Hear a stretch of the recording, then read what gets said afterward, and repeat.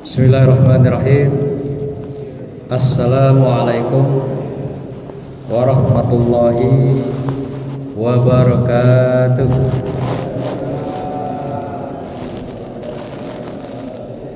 Alhamdulillahillazi arsala rasulahu bil huda wa dinil haqq liyuzhirahu 'alad dini kulli wa kafa billahi shahida. Asyhadu an la ilaha illallah wahdahu la syarikalah wa asyhadu anna muhammadan abduhu wa rasuluh la nabiyya ba'da. Allahumma shalli wa sallim ala sayyidina Muhammadin wa ala alihi wa sahbihi ajmain. Bapak Ibu sekalian, para alim ulama, para ustadz, ustazah, para tuan guru, bapak-bapak, ibu-ibu, para jamaah dan anak-anak kami yang kami banggakan, santri, santriah yang dirahmati Allah.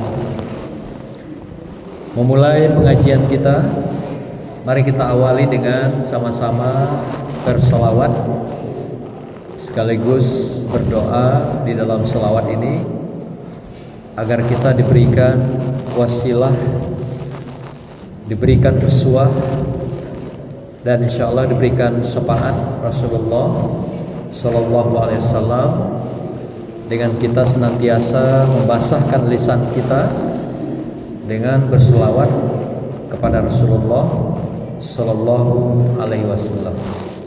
Allahumma shalli ala Sayyidina Muhammad. Mari kita lantunkan selawat yang selalu kita senandungkan ketika awal pengajian kita agar kita mendapatkan barokahnya, karena kita akan mengkaji akhlak mulia dari Rasulullah Sallallahu Alaihi Wasallam. Marhaban ya Nabi, salam alaika. Marhaban ya Rasul, salam alaika. Marhaban ya Habib, salam alaika. Marhaban salawatullah alaika. Marhaban ya Nabi, salam alaika. Marhaban ya Rasul, salam alaika. Marhaban ya Habib, salam alaika. Marhaban salawatullah alaika. An-Nabi sallu alaihi salawatullah alaihi wa yana lil barakah kullu man shalla alaihi kullu man shalla alaihi. Marhaban ya Nabi, salam alaika. Marhaban ya Rasul, salam alaika. Marhaban ya Habib, salam alaika. Marhaban salawatullah alaika. Sallu ala Nabi. Bapak Ibu sekalian yang berbahagia, kembali malam ini kita melanjutkan pengajian kita dengan judul yang telah kita share di grup, yaitu pendidikan akhlak di bulan Sa'ban menuju bulan Ramadan. Jadi Sa'ban yang kita kenal hari ini, yang kita jalani hari ini, yang semalam kita laksanakan nisfunya, paruh bulan, adalah bulan yang selalu kita jalani setiap tahun. Kita pahami dulu apa itu makna Sa'ban. Dari kata dasarnya Sa'ban itu adalah si'ban atau sa'aba atau juga si'aba. Itu kata dasarnya yang mengawali istilah tentang Sa'ban. Apa maknanya? Para mufassirin memberikan pemahaman si'aba atau juga sa'aba adalah bermakna memancarkan. Kalau aktifnya bagaimana? Pancaran. Pasifnya bagaimana? Pancaran. Aktifnya memancarkan. Apa yang dipancarkan itu? Para mufassirin juga mengatakan pancaran-pancaran kesolehan, pancaran-pancaran kebaikan, pancaran-pancaran ketaatan kepada Allah Subhanahu wa ta'ala. Ada juga yang memahami mufassirin, selain pancaran atau memancarkan adalah mengeluarkan. Apa yang dikeluarkan Bapak Ibu sekalian? Adalah kezaliman, kemungkaran, kebatilan, dan kejahatan yang ada bermukim di dalam diri kita. Ada juga riwayat yang mengatakan bahwasanya ada 3 bulan istimewa yang selalu menjadi catatan para ulama, para sufi kita. Apa itu diantaranya Bapak Ibu sekalian? Ada Rajab, ada Sa'ban, ada Ramadan. Rajab dikenal juga adalah bulannya Allah. Sa'ban dikenal bulannya Rasulullah. Dan Ramadan adalah dikenal sebagai bulan umatnya Rasulullah. Ada juga mufassirin memahami bulan Rajab adalah bulan kita menanam kebaikan, bibit ketaatan, kesolehan. Bulan Sa'ban kita memupuk, menyiram agar apa yang kita tanam tadi itu tumbuh subur, dia akan berdaun, berbuah, dan bisa dipetik hasilnya pada bulan Ramadan. Jadi bulan Ramadan adalah bulan memanen hasil daripada apa yang kita tanam pada bulan Rajab. Dan kita semai, kita pupuk, kita suburkan, kita kembangkan, kita siangi di bulan Sa'ban. Nah, sekarang kita berada di bulan Sa'ban. Maka itu kita sedang memupuk sekarang ini. Kita sedang menyemai mana yang padi, mana yang rumput, mana yang lalang. Ini kita semai sekarang. Kita sapih. Pada bulan Sa'ban ini itu dikatakan mengeluarkan. Maka mengeluarkan kezaliman, kejahatan, kenistaan, dan berbagai kejahatan-kejahatan yang sudah bermukim, yang tumbuh berkarat dan melekat dalam diri kita setiap orang. Tidak ada kita yang tidak berdosa, Bapak Ibu sekalian. Tidak ada kita yang tidak mengalami kesalahan. Karena memang manusia diciptakan dalam keadaan lemah. Wa khuliqul insan dhaif. Dan diciptakan manusia itu dalam keadaan yang lemah. Artinya dengan kelemahan Allah ciptakan kita, setiap manusia pasti ada kesalahan, kelemahan, kekurangan. Nah, persoalannya, maukah kita memperbaiki kesalahan kita? Maukah kita memperbaiki kelemahan kita menjadi kuat? Maukah kita merubah sikap-sikap dan perilaku kita yang semuanya punya berbagai kekurangan-kekurangan di dalam kehidupan? Bapak Ibu sekalian, contoh kecil misalnya, ketika kita datang ke masjid, kan tidak semuanya kadang-kadang pas waktunya. Ada yang masih terlambat pulang, ada juga yang telat datang. Nah, selama ini mungkin kita datang ke masjid, ada yang cepat duluan, kita sholat tahiyatul masjid, gitu ibu-ibu. Nah, kalau tidak sempat sholat, apa yang kita lakukan? Tasbih, betul ya. Bagi kita yang telat datang, termasuk saya juga, kadang-kadang telat balik pulang terlambat, kita lakukan tasbih berapa kali, Bu?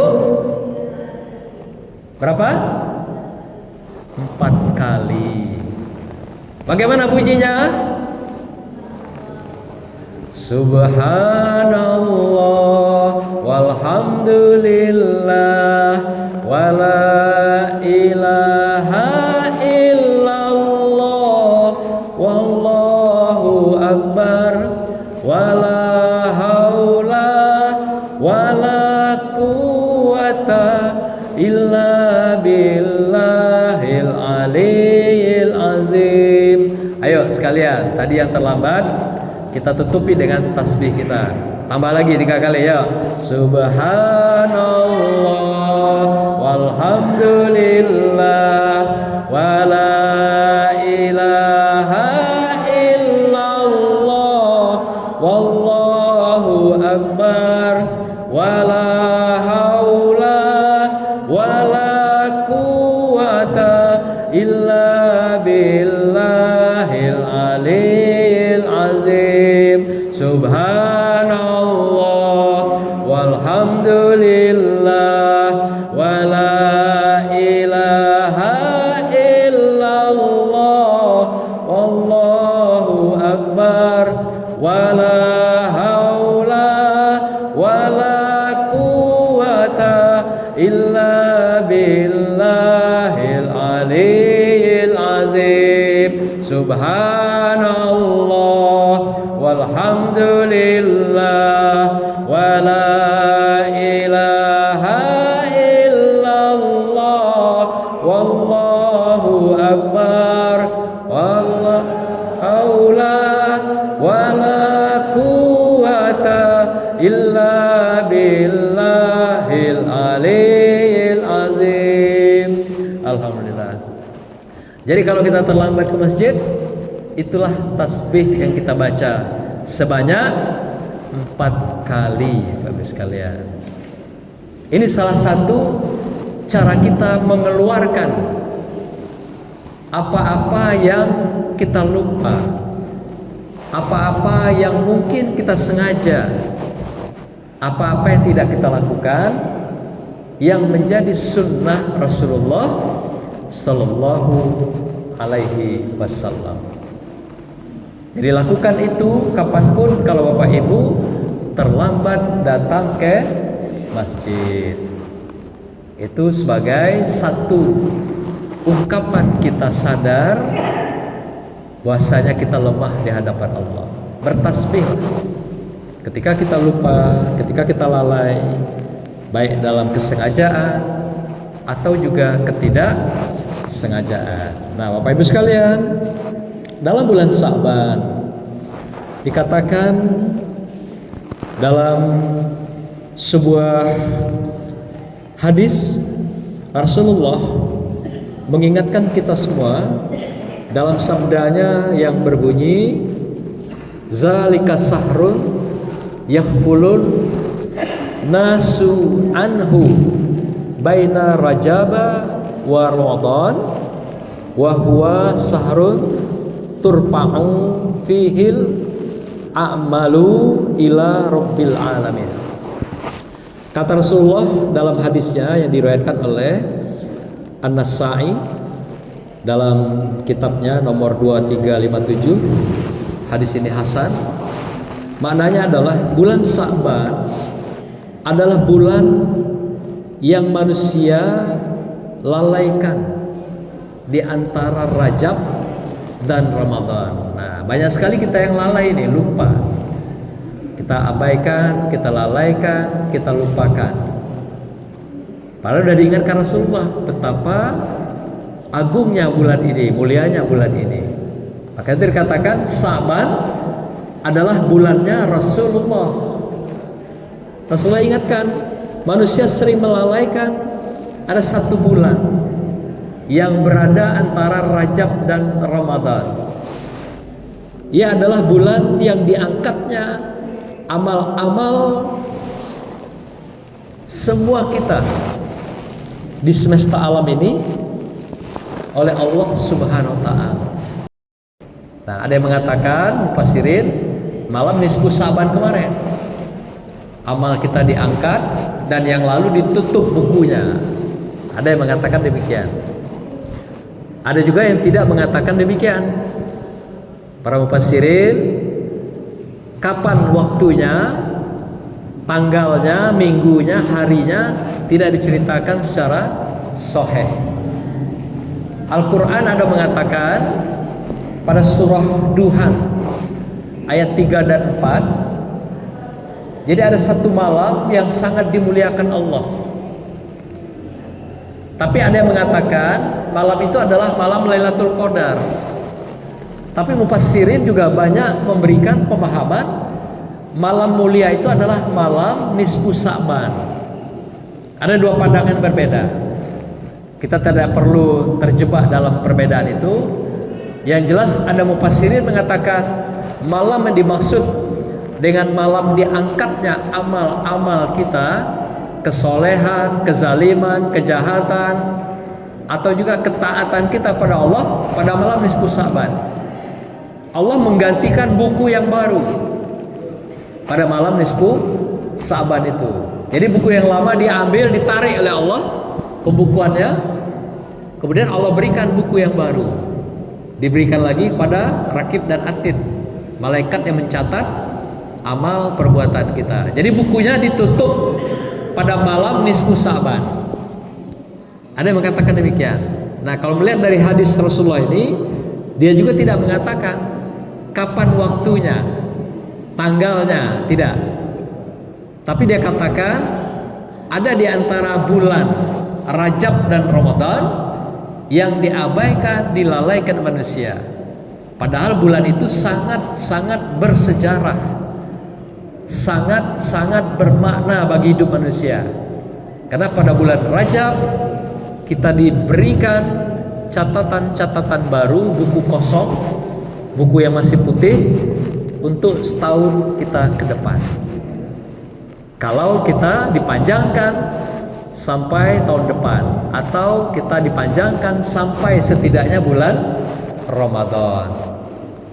Nah, itu Bapak Ibu sekalian, kalau kita mau kita pahami dari apa yang dimaksud dengan bulan Sa'ban itu.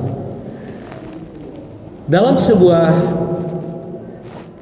ayat yang dikemukakan dalam surah Al-Hasr,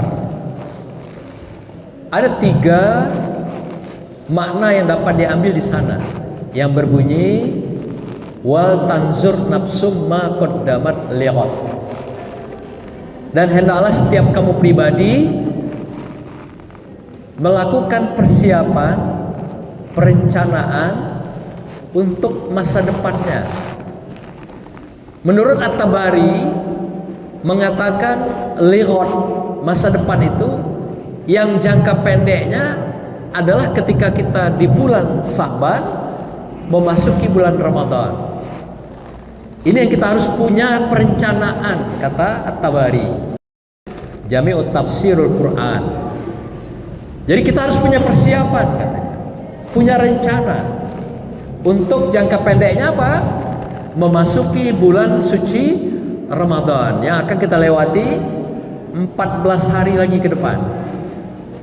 Karena kalau hitungan hijrah malam ini adalah sudah masuk malam ke 16. Semalam adalah habis maghrib masuk malam ke 15. Karena hitungan hijrah itu ba'da maghrib, habis maghrib masuk hitungan hijrah. Beda dengan kita yang hitungan Masehi. Masehi jam 00 baru masuk dia. 1 detik pertama itu adalah hitungan daripada tanggal hari yang berbeda. Tapi kalau hijrah 1 detik lewat dari jam 18 sore maghrib, itulah pergeseran waktu di dalam tahun hijrah. Jadi sekarang kita sudah hari ke-16, sudah masuk ke hari 16. Oleh karena itu dalam surah yang kami bacakan tadi Al-Hasr, At-Tabari memberikan 3 panduan persiapan kita lighot itu menuju bulan Ramadan. Yang pertama, kata Tabari dengan sangat tegas, beliau memberikan panduan kepada kita agar persiapan ini betul-betul matang bagi setiap kita pribadi, agar pancaran ketaatan, kesolehan, kemudian kebaikan-kebaikan kita akan kita panen nanti ketika bulan Ramadan. Kalau tidak, kata para pakar dan sufi juga mengatakan, kita hanya melewati Ramadan nanti bagaikan perjalanan tubuh jasad saja tanpa ruh. Jadi kalau kita ingin hidup nanti bulan Ramadan dengan ruh dan jasad kita yang hidup di hadapan Allah, maka semailah pada bulan Sya'ban ini. Apa yang harus kita lakukan? Kata Tabari, 3 hal ibu-ibu sekalian. Apa? Pertama adalah kita diminta melakukan yaitu muhasabatun nafs, atau dengan kata lain kita melakukan introspeksi diri. Kita mengukur berapa banyak sudah kezaliman kita lakukan selama setahun yang lalu, dari nisfu Sya'ban yang lalu sampai dengan nisfu Sya'ban semalam. Ada enggak ibu nyatat? Bu, ada nyatat berapa kezaliman sudah digawekan? Ada nyatat berapa kemungkaran yang sudah dilakukan? Ada nyatat berapa kejahatan yang sudah ibu tebarkan? Contoh gampang baik. Berapa kali ibu-ibu membantah kata suami tiap hari? Ada dihitung enggak? Bu Rabe, ada dihitung enggak? Mulai subuh sampai tidur berapa kali membantah kata Pak Rambe? Ada nyatat bu? Masa nyatat bawang, cabai terus itu? Catat juga sesekali amal kita tuh. Baik amal kemungkaran, kezaliman, termasuk amaliah kebaikan. Ada bu? Nah, tidak jawab, tidak ada ya. Ya. Nah, kita diminta Bapak Ibu sekalian, jarang kita berdagang dengan kehidupan kita setiap hari. Kita asik main HP, tapi lupa mencatat apa yang kita lakukan tiap hari. Pernah gak kita ingat? Pernah ke kita bicara yang melukai saudara kita? Berapa kali sehari? Pernah gak Pak? Tidak ada. Berapa kali kita bergunjing dengan saudara kita sehari? Berapa kali kita ngupat? Ya, berapa kali orang mengulurkan tangan kita abaikan, misalnya gitu. Berapa kali ibadah-ibadah kita tinggalkan, baik wajibnya, sunatnya, pernah nggak kita hitung? Jadi kalau istilah bahasa Jambi itu betebek, ya, saking tidak terhitung gitu. Nah, mulai besok Bapak Ibu sekalian atau malam ini kita catat yang terkecil dulu. Berapa banyak kita menzalimi suami, suami menzalimi istri. Berapa banyak menzalimi anak, dan sebaliknya anak menzalimi orang tua. Berapa banyak kata-kata kita yang ngawur, yang tidak bermanfaat, sehingga itu dicatat menjadi kata-kata yang merupakan kejahilan, kebatilan.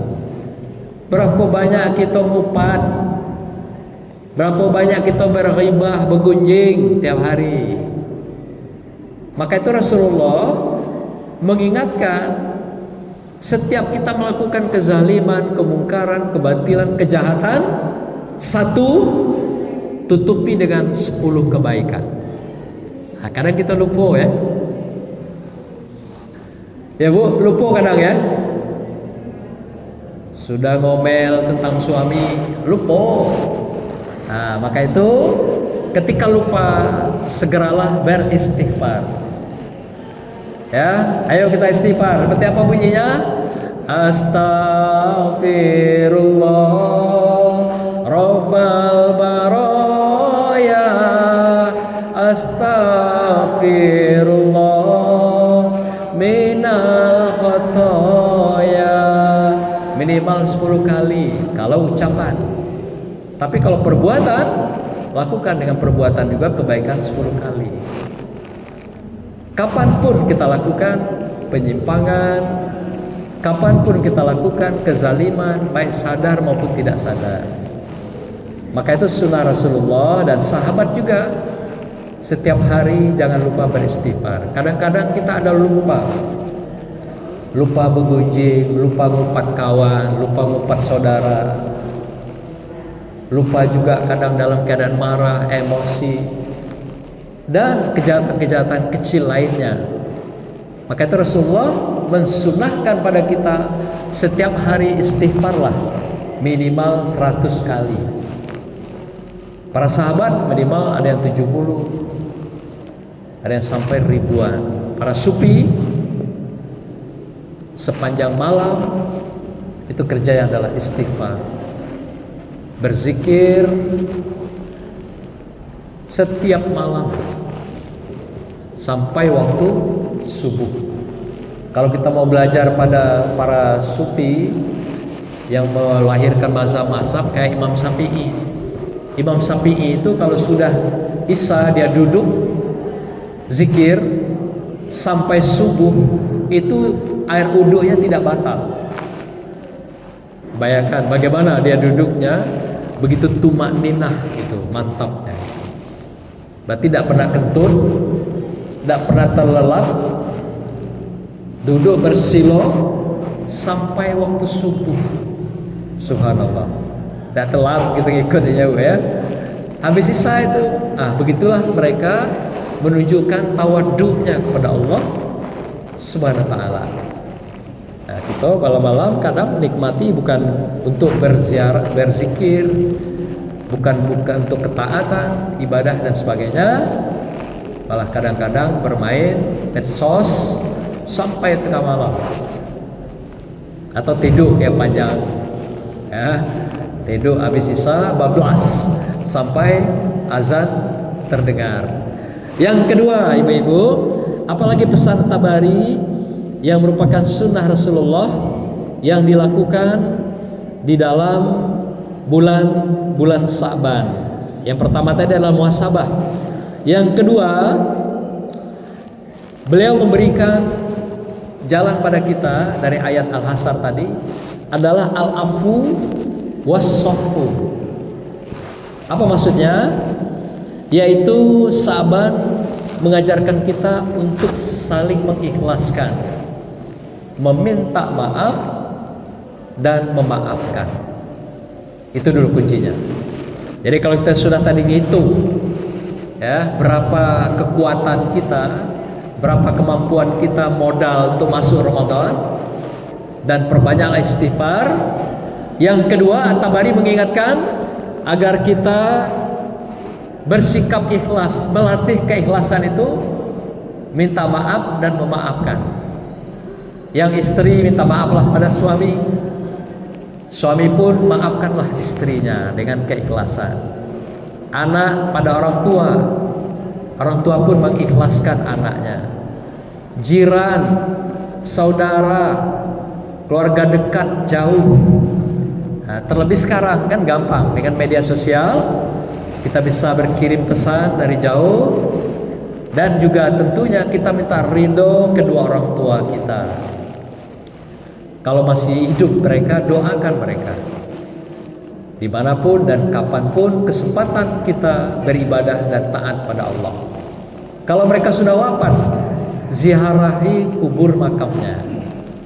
Kalau tidak sempat, tetap doakan dari jauh. Maka itu biasanya ada tradisi Ahlussunnah wal Jamaah, yaitu doa ruahan. Nah, itu adalah mengenang orang tua kita yang telah pergi mendahului kita semua. Karena itulah cara-cara kita di bulan Sa'ban ini meminta ridho Allah, yaitu berada di bawah keridhaan kedua orang tua kita. Ridho Allah fi ridhol walidain wa suhtullah suhtul walidain. Keridhaan Allah berada di bawah keridhaan kedua orang tua kita, dan kutukan kebencian Allah berada pada kebencian kedua orang tua kita. Maka minta ikhlas, kata Tabari, sunnah Rasul mengajarkan pada kita agar di bulan Sa'ban ini kita selesaikan urusan-urusan hati, pikiran, sangka, fitnah, gosip, intrik, fitnah, dan adu domba. Bebaskan semuanya, karena kita akan memasuki perang yang besar, kata Rasulullah, yaitu lebih besar dari perang yang pernah dilakukan Rasulullah, yaitu perang Badar. Maka itu dikatakan Sa'ban adalah kita mempersiapkan senjatanya, pelurunya untuk melawan musuh kita. Nah, musuh ini kenapa dikatakan besar? Karena musuh itu ada dalam diri kita sendiri, yaitu nafsul amarah. Nafsu amarah, yang kata Rasulullah itu inna nafsa la amaratum bisu. Setiap nafsu, maksud sini adalah nafsu amarah tadi. Nafsu yang ada dalam diri kamu itu, nafsu amarah, cenderung membawa kamu pada kemungkaran, kejahatan, kebatilan, dan kezaliman. Itulah musuh terbesar kita. Bukan dengan senjata, bukan dengan peluru, bukan dengan materi. Tidak bisa disogok itu. Jin, setan, iblis nggak bisa disogok, Bapak Ibu sekalian. Apalagi jin-jin sekarang, setan-setan sekarang canggih-canggih, lebih canggih dari teknologi digital, dan permainannya kelas tinggi gitu. Jadi hebat-hebat sekarang. Tapi sehebat-hebat jin hari ini, setan, ada juga mereka yang menyerah kepada manusia. Manusia yang jahat hari ini ada yang membunuh ibunya, ibu kandungnya, membunuh bapaknya. Ya, pernah lihat di media sosial, di TV, kita lihat ada anak gadis ketika ditegur ibunya, dikejarnya sang ibu dengan pisau dapur, ibu terjatuh, ditikam sampai mati. Masya Allah. Ada itu. Ada anak yang menghabisi bapaknya, minta duit, mungkin sudah terpengaruh perjudian, narkoba, miras, dan sebagainya. Ayah kandungnya dihabisi. Nah, Bapak Ibu sekalian, setan, jin, iblis tidak pernah bunuh bapaknya, bunuh maknya. Maka itu setan dan jin masih di bawah manusia hari ini kelakuannya. Jangan takut sekarang jin-jin itu dengan manusia gitu. Kenapa? Karena manusia sudah lebih perilakunya daripada jin, setan, dan iblis. Takut deh sekarang pun dengan kita. Karena perilakunya kita inilah lebih dari jin, setan, iblis. Dia tidak ada yang bunuh sampai bunuh orang tuanya, bunuh bapaknya, tidak ada. Dia beranak pinak terus. Tapi tidak pernah dia membunuh, mengakhiri nyawa daripada kedua orang tuanya. Manusia lebih dari itu. Nah, ini menunjukkan bahwa manusia lah lebih bengis, lebih dahsyat dari perangai setan, iblis, dan jin. Nah, ini juga nanti mereka di samping menjadi musuh terberat kita, musuh yang akan kita perangi dalam bulan suci Ramadan. Maka itu bagi kita yang tidak berangkat dari keikhlasan, kesucian, kembalikan diri kita pada fitrah, seperti kelahiran kita kemarin, kullu mauludin yuladu alal fitrah. Setiap anak yang lahir itu berada dalam fitrahnya, suci di hadapan Allah. Inilah Allah minta pada kita agar kita ketika bulan Sa'ban ikhlaskan semua saudara kita yang pernah menyakiti, melukai, membuat patah hati, kecewa. Ikhlaskan mereka. Malah karena Rasulullah itu sunnahkan kepada Umi Aisyah, setiap malam kita diminta mengikhlaskan saudara kita yang melukai, menyakiti kita. Sebelum kita tidur, kita doakan semua orang-orang yang pernah berhubungan dengan kita dari dulu sampai tadi siang. Ya Allah, ampuni saudara-saudaraku, mulai dari dulu aku akil balik sampai tadi siang aku berhubung dengan mereka. Kalau ada mereka yang tidak menyenangi aku, tidak memberikan layanan terbaik padaku, tidak berkata baik padaku, bergunjing padaku, memfitnah aku ikhlaskan ya Allah, ampuni saudaraku ini. Dan sebaliknya, ampuni aku ya Allah, sekira hari tadi yang kulewati ada hal-hal yang tidak pantas kulakukan, ada kezaliman, keingkaran, kemungkaran, kebatilan dengan sesama saudaraku. Maafkan aku ya Allah, ampunkan aku ya Allah, sampaikan kepada saudaraku. Begitulah cara sunnah Rasulullah mengingatkan Umi Aisyah setiap malam mau tidur. Nah, ini kita diingatkan. Kalau kita lupa tiap malam, diingatkan bulan Sa'ban inilah hari yang tepat kita saling mengikhlaskan. Awali dari suami istri yang terdekat, keluarga kita, dan sanak saudara, kerabat, saudara-saudara kita seiman, seagama, selingkungan, dan sebagainya. Yang ketiga, kata Tabari, kita diingatkan ketika bulan Sa'ban berada di hadapan kita semua, apa yang kita lakukan? Kata Tabari dalam tafsirnya ini, Qoyatut ta'ati. Apa yang dimaksudkan itu? Melakukan ibadah sebagai wujud ketaatan kita yang puncak kepada Allah. Bagaimana caranya? Kata Tabari, adalah kita melakukan ibadah untuk persiapan bulan Ramadan ini. Kita mengajarkan diri kita tidak dengan riya, tidak dengan minta puja-puji manusia. Kan sekarang hobi ya Bu ya, bangun tengah malam, semayang tahajud, disoting. Sudah disoting, dekat subuh diforward. Alhamdulillah sudah bisa menyelesaikan sholat tahajud malam ini. Dikirim pula ke TikTok, kirim pula ke Facebook.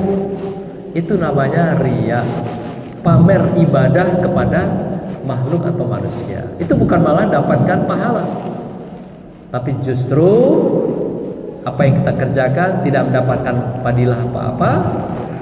Malah kalau yang kita posting itu ada nampak aurat kita bagi wanita, malah itu menjadi dosa yang sifatnya jariyah, dosa yang menjadi berkelanjutan dalam hidup kita. Seringkali kita begitu, kasih bantuan sekarung beras, foto, nengok kiri kanan, diposting, alhamdulillah pagi ini bisa bersedekah sekarung beras. Demikian juga ngasih amplop, foto besar-besar. Kalau perlu ngundang wartawan. Alhamdulillah sudah bisa berbagi rezeki. Ini yang tidak dinilai di hadapan Allah. Apakah dia dipuji oleh manusia? Boleh jadi. Dipuja, dipuji. Tapi oleh Allah tidak. Karena itu bukan keikhlasan, ketaatan yang puncak, yang semata-mata karena Allah, lillah, tapi adalah karena manusia. Nah, ini yang disunahkan Rasulullah di bulan Sya'ban. Hindarilah ibadah kamu sekecil apapun yang bersifat riya dan minta dipuji pada orang lain. Nah, Bapak sekalian, itulah modal kita untuk di bulan Sya'ban ini, untuk menapaki bulan Ramadan, agar kita betul-betul menjadi orang-orang nanti yang tumaninah, tenang dan sempurna ibadahnya, menjadi orang yang mutmainnah, yang tenang, damai dalam menikmati ibadah dengan kenikmatan, dengan kebahagiaan, dengan khusyuk, dan ketiga dengan istiqomah. Kita akan stabil melakukan ibadah kita, ketaatan kita, karena kita berada dalam suasana tadi sudah tumaninah, mutmainnah, dan kita menjadi orang yang istiqomah, mantap ketika ibadah di bulan suci Ramadan, memanen amal ibadah kita. Semoga semuanya akan memperoleh nanti predikat di hadapan Allah, yaitu la'allakum tattaqun. Jadi orang yang takwa di hadapan Allah Subhanahu wa taala. Demikianlah Bapak Ibu sekalian, dan terima kasih atas perhatiannya. Mohon maaf atas segala kekurangannya. Kekurangan adalah kami sebagai hamba, dan semua apa yang kami sampaikan adalah kebenaran dari Allah Subhanahu wa taala dan uswah Rasulullah sallallahu alaihi wasallam. Wassalamualaikum warahmatullahi wabarakatuh.